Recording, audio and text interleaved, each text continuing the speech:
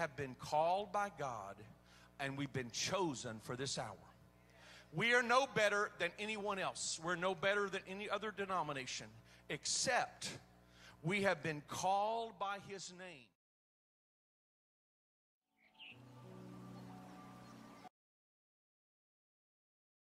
Okay, let's start with a question from the right.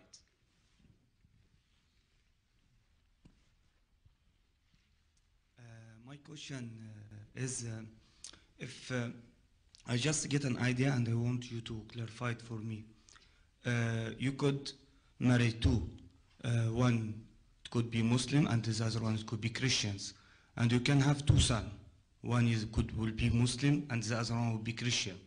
And you are as a father, you could allow the Muslim to kill the Christians?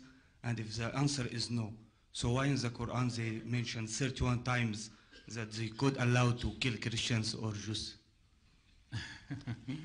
Yeah, I have to say, I mean, the moderators would say something about the nature of the question and its relevance to the topic, but since it has been asked, if you let me, I'll just deal with it this once. Briefly. Yeah.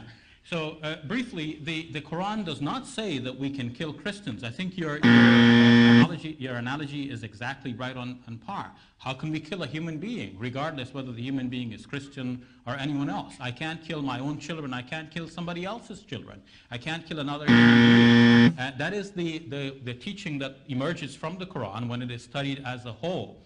The Quran teaches that life is sacred and it should not be violated. It will be haram to kill people. I know in modern times we have seen many misrepresentations of Islam where young men think that they're serving the religion of Islam by blowing themselves up and blowing up others.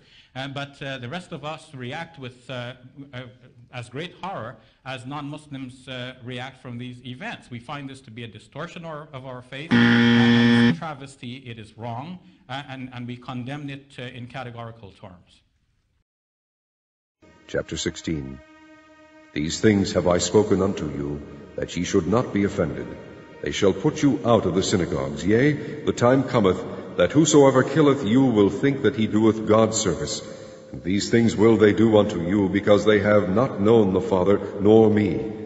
But these things have I told you, that when the time shall come, ye may remember that I told you of them.